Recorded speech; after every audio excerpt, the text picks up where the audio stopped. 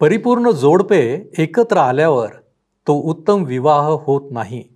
परंतु जेव्हा एक अपरिपूर्ण जोडपे त्यांच्यातील वैचारिक सांस्कृतिक मतभेदांचा आनंद घेण्यास शिकते, तेव्हा खऱ्या अर्थाने तो उत्तम विवाह असतो. काय आपण उत्तम विवाहाची साक्ष देणारे आहात?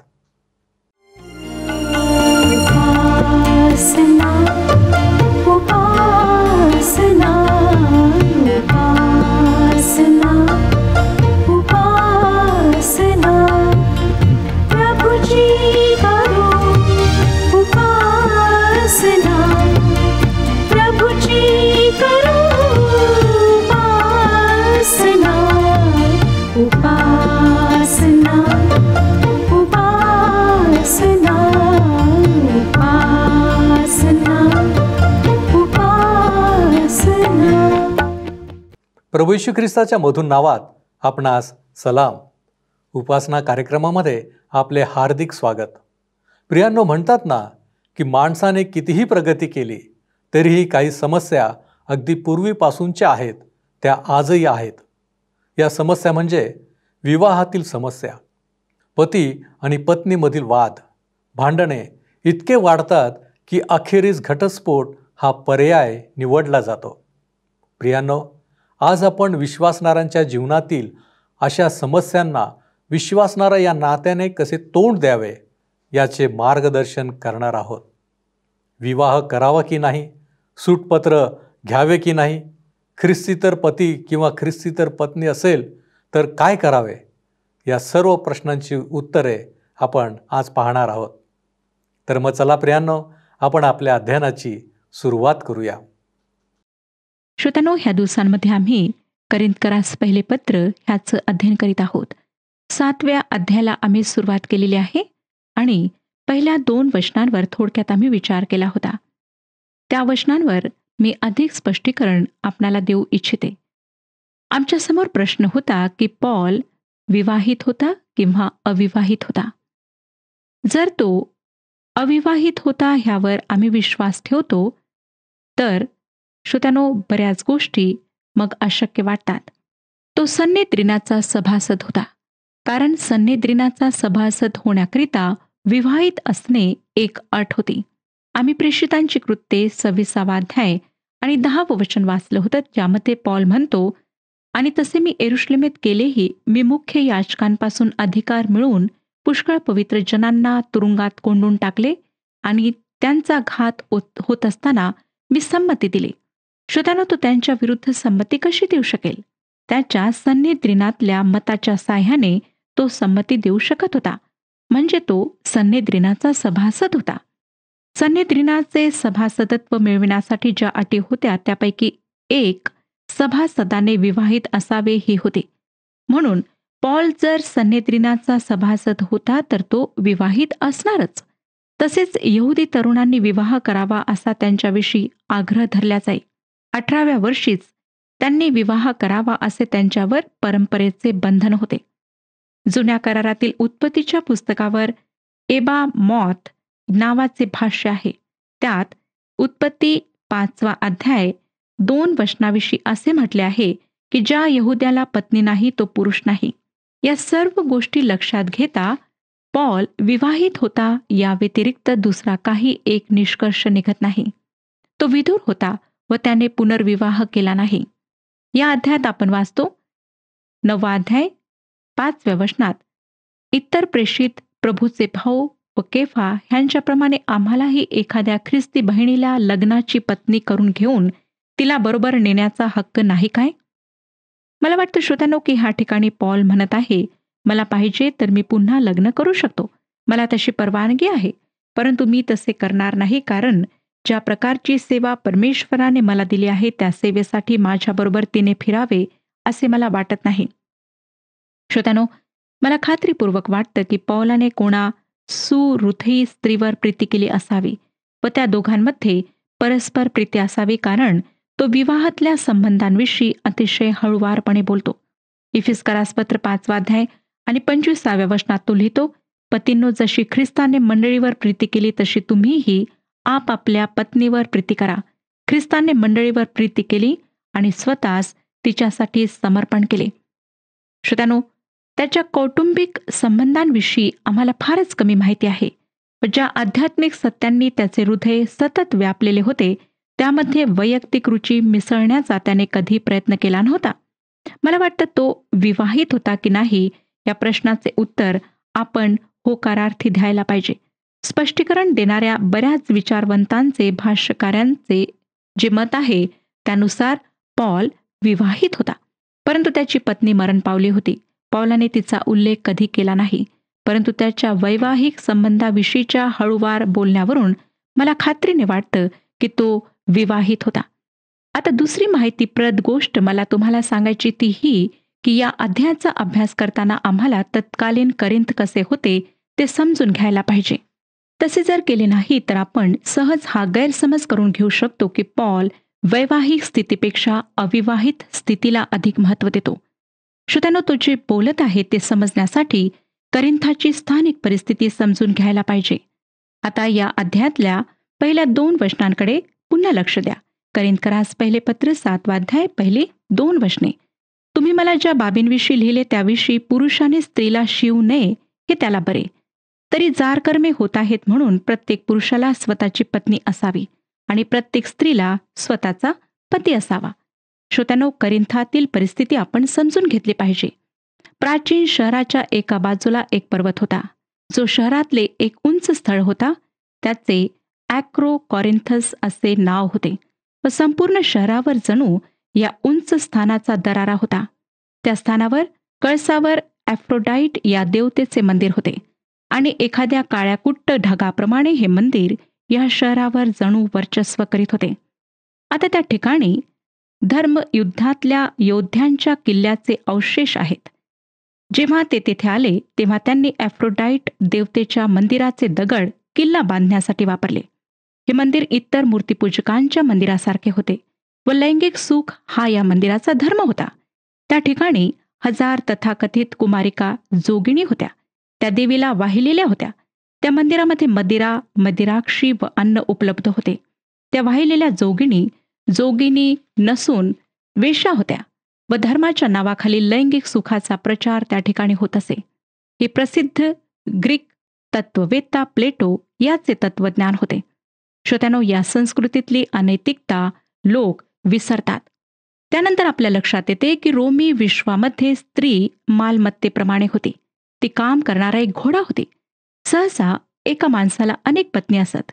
एक जण त्याच्या स्वयंपाकाची जबाबदारी घेई, दुसरी त्याच्या संपूर्ण घरादाराची आणि तिसरी कपड्यांची जबाबदारी घेई. त्यांच्याशी असलेल्या वैवाहिक संबंधांमध्ये लैंगिक सुखाला दुय्यम स्थान होते. कारण श्रोत्यानो, पुरुष मंदिरामध्ये असलेल्या सुंदर तरुण जोगिनींकडे जात असत व त्या ठिकाणी ते फलोत्पादकतेचा सण साजरा करीत. त्या ठिकाणी हे सर्व चालत असे. पॅलेस्टाईनमधली बेडोईन जमातीमध्येही हीच गोष्ट आजही आढळते. बहुपत्नीत्व त्यांच्या दृष्टीने व्यावहारिक आहे. एक पत्नी मेंढरांची काळजी घ्यायला, दुसरी आपल्या नवऱ्याबरोबर तो जेथे जाईल तेथे त्याच्यासह भटकण्यासाठी आणि तिसरी त्यांच्या राहण्याच्या ठिकाणी घराची काळजी घ्यायला, जेथे थोडीफार फळझाडे असत. या जमातीतल्या पुरुषाला कमीत कमी 3 पत्नी असायलाच पाहिजेत असे वाटते. अशा पार्श्वभूमीवर पॉल विवाहाची झालेली पायमल्ली दूर करून विवाहाला उंच करीत आहे आणि तो करिंथकरांना सांगतो की त्यांच्या विधर्मी शेजाऱ्यांप्रमाणे त्यांनी राहू नये. प्रत्येक पुरुषाला स्वतःची बायको असायला हवी व प्रत्येक स्त्रीला स्वतःचा पती असायला हवा. पौलाने रोमी साम्राज्यामध्ये स्त्रीला दिलेला गुलामगिरीचा दर्जा नाकारून तिचे समाजातले स्थान उंचावले. त्याने स्त्रीला तिच्या हक्काचे स्थान पुन्हा मिळवून दिले. श्रोत्यानो, पौलाने करिंथकरांना हे पत्र इफिस येथून लिहिले व इफिसमध्येही डायना या देवतेच्या मंदिरामध्ये अशा भयंकर गोष्टी प्रचलित होत्या. इफिसकरास पत्र 5 अध्याय 25 वचनात पौल लिहितो, पत्नींनो, जशी ख्रिस्ताने मंडळीवर प्रीती केली तशी तुम्हीही आपापल्या पत्नीवर प्रीती करा.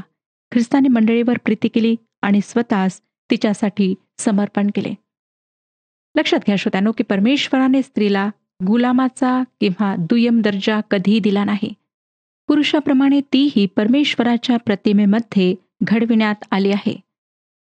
पौलाने बायकांना आपल्या पतीच्या आज्ञेत राहायला सांगितले, परंतु ते त्याने कोणत्या संदर्भात म्हटले हे मला त्याने सांगावे, त्याने असे नक्कीच लिहिले, स्त्रियांनो, तुम्ही जशा प्रभूच्या अधीन तशा आपापल्या पतीच्या अधीन असा. या ठिकाणी अधीन असा शब्द वापरण्यात आला आहे. त्याचा मूळ अर्थ प्रतिसाद देणे असा होतो. पत्नीने पतीला प्रतिसाद द्यायला पाहिजे. तो प्रीती व्यक्त करण्यात पुढाकार घेतो व पत्नी त्याचा स्वीकार करते. तिने त्याला प्रतिसाद द्यावा.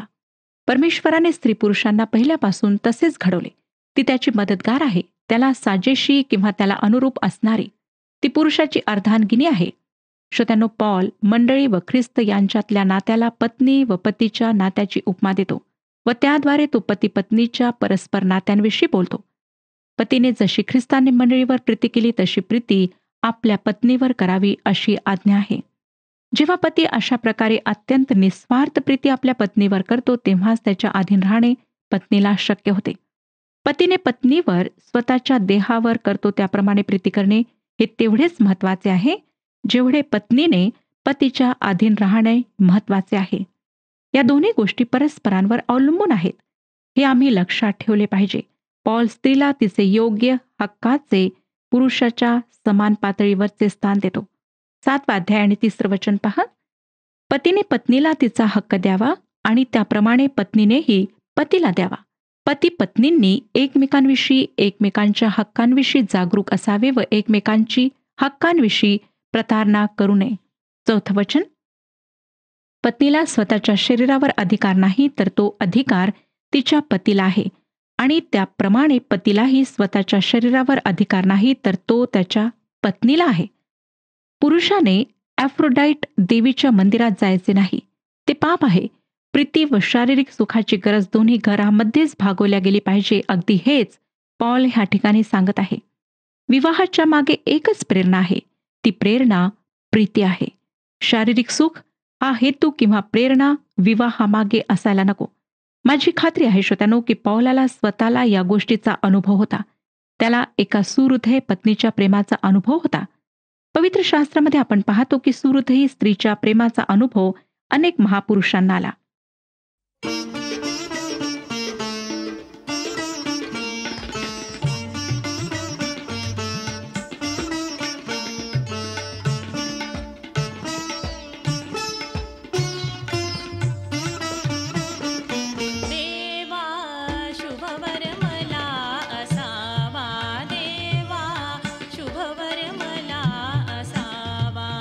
द्यावा पदी विसावा दे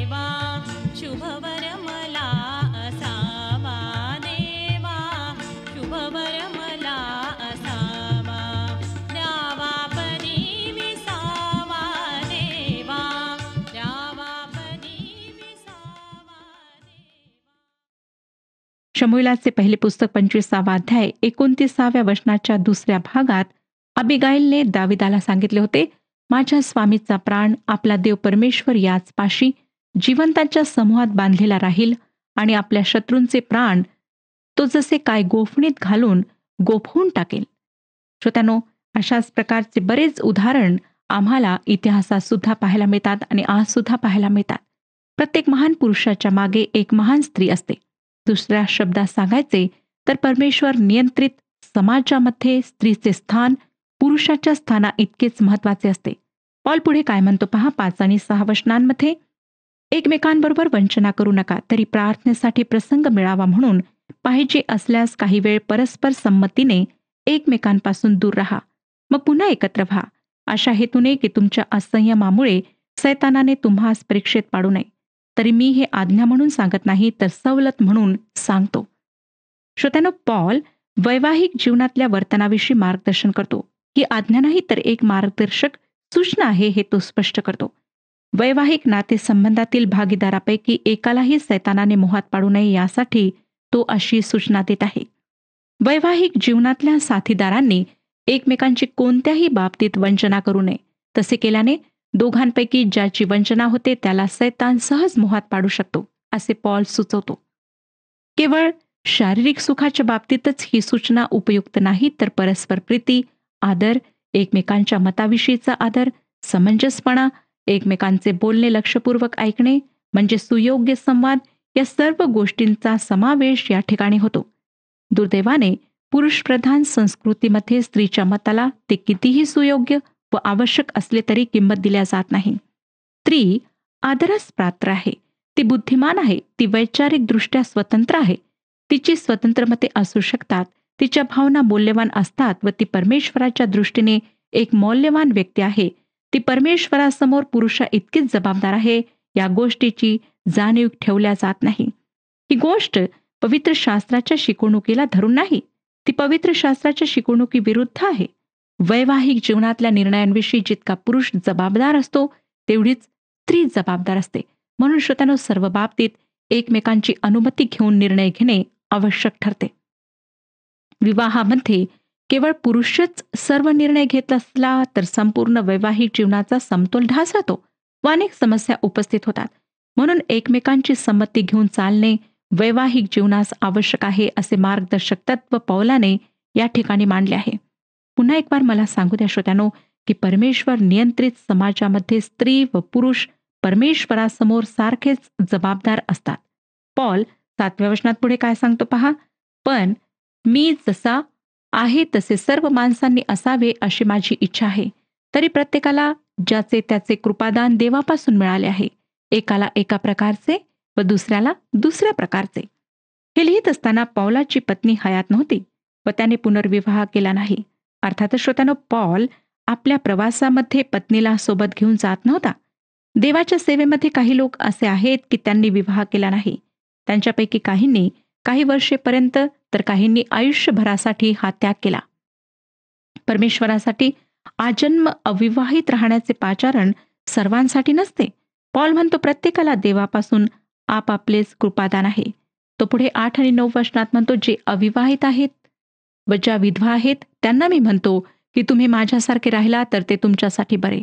तथापि जर त्या संयम करिता येत नसेल तर त्यांनी लग्न करावे, कारण वासनेने जळण्यापेक्षा लग्न करणे बरे. तीव्र भावनांवर ताबा मिळवता येत नसेल तर विवाह करणे योग्य, असे पॉल सांगत आहे. पुढे तो 10 आणि 11 वचनांमध्ये काय म्हणतो पहा, परंतु ज्यांनी लग्न केले आहे त्यांना मी आज्ञा करीतो, मी नव्हे तर प्रभू करीतो, की पत्नीने पतीपासून वेगळे होऊ नये. परंतु ती वेगळी झालीच तर तिने लग्न केल्या वाचून राहावे किंवा पतीबरोबर समेट करावा आणि पतीनेही पत्नीला सोडू नये. श्रोत्यानो, ही आज्ञा आहे. पत्नीने पतीला सोडू नये व पतीने पत्नीला सोडू नये. आणि जर त्यांच्यापैकी एक जर दुसऱ्याला सोडून देणार असेल तर दोघांनीही अविवाहित राहावे. पौलाच्या या आज्ञेच्या पार्श्वभूमीवर जर आपण आमच्या आधुनिक समाजाकडे लक्षपूर्वक पाहिले तर आमचा समाज परमेश्वराच्या प्रमाणांपासून किती दूर आहे ते दिसते. आज ख्रिस्ती समाजातही घटस्फोट व पुनर्विवाहाचे प्रमाण वाढत आहे. प्रभू येशू ख्रिस्ताने मत्ते शुभवर्तमान 5 अध्याय 31 आणि 32 वचनांमध्ये याविषयी अतिशय स्पष्ट आज्ञा दिली आहे. त्याने म्हटले, कोणी आपली बायको टाकिली तर त्याने तिला सूटपत्र द्यावे हे सांगितले होते.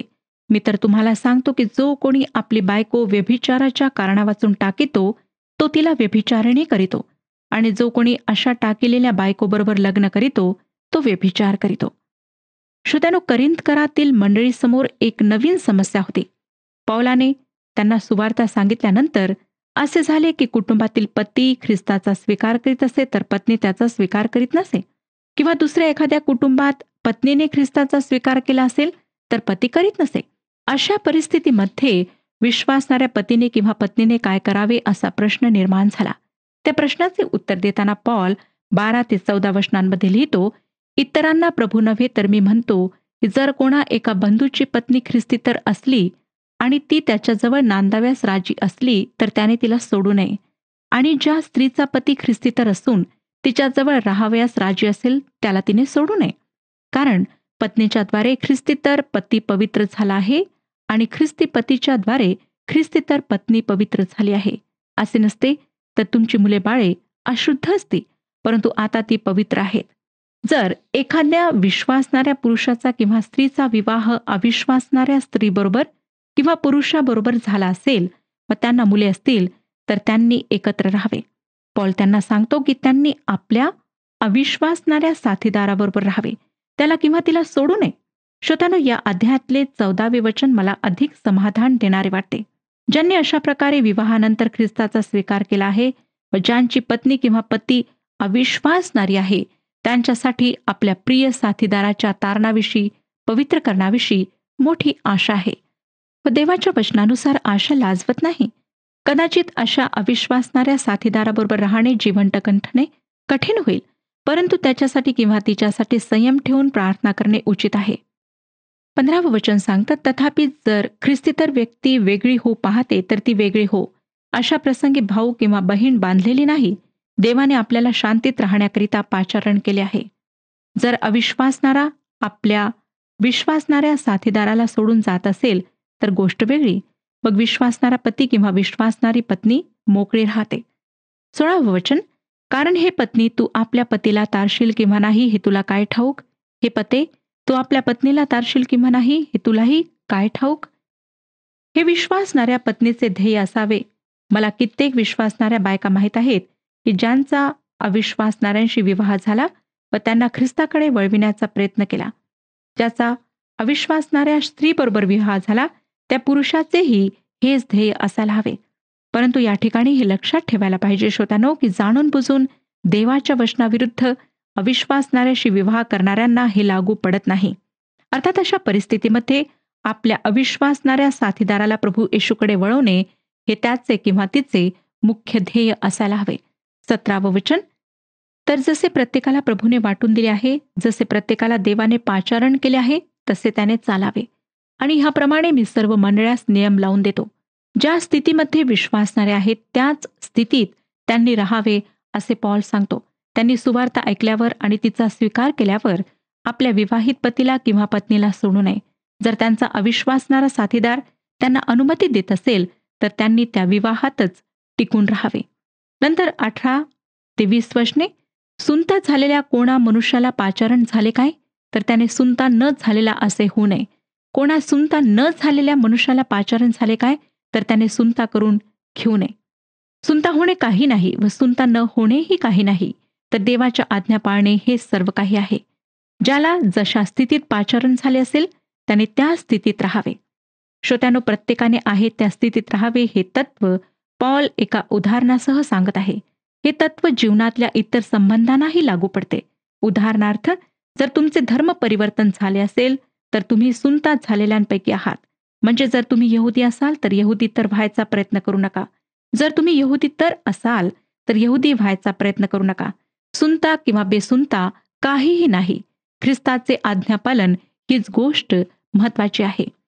श्रोत्यानो, पुढे 21 आणि 22 वचनात तो म्हणतो, तू गुलाम असता तुला पाचारण झाले काय त्याची चिंता करू नको, पण तुला मोकळे होता येत असेल तर खुशाल मोकळा हो. कारण गुलाम असून ज्याला प्रभूमध्ये पाचारण झाले तो गुलामगिरीतून मोकळा केलेला प्रभूचा मनुष्य आहे. तसेच मोकळे असताना ज्याला पाचारण झाले तो ख्रिस्ताचा दास आहे. त्या काळामध्ये श्रोत्यानो, गुलाम व स्वतंत्र लोक असे भाग होते. जर एखादा माणूस आपल्या धन्याचा चाकर असेल, गुलाम असेल, तर त्याने परमेश्वराने आपल्याला धन्यापासून मोकळे व्हायला सांगितले असे म्हणून धन्यापासून सुटका करून घेण्याचा प्रयत्न करू नये. आजकाल अशा अनेक विश्वासणाऱ्या गृहिणी माझ्या पाहण्यात येतात की ज्यांना पवित्र शास्त्राची थोर शिक्षिका व्हायला पाहिजे आणि तसे करताना त्या सेवेत इतक्या गुंतात की त्या आपल्या कुटुंबाकडे दुर्लक्ष करतात. श्रोत्यानो, अशा प्रकारची प्रवृत्ती प्रभू येशू ख्रिस्त आमचा परमेश्वर अपेक्षित नाही. 23 वचन, तुम्ही मोलाने विकत घेतलेल्या माणसांचे गुलाम होऊ नका. तुम्हाला पापाच्या दास्यातून ख्रिस्ताच्या निर्दोष व पवित्र रक्ताने खंडणी भरून सोडविण्यात आले आहे. म्हणून माणसाचे दास होऊ नका. 24 वचन, बंधुजन हो, ज्या स्थितीत कोणाला पाचारण झाले असेल त्या स्थितीतच तो देवाजवळ राहो. म्हणून श्रोत्यानो, जर आपणाला प्रभूच्याद्वारे पाचारण झालेले आहे तर त्याच्या आज्ञा पाळा आणि त्याच्यामध्ये टिकून राहा. परमेश्वर आपणा सर्वांस आशीर्वाद देव. हा कार्यक्रम आपणास आवडला काय? आता आम्हाला एक मिस कॉल करा आणि आपण पुढील विजेता होऊ शकता.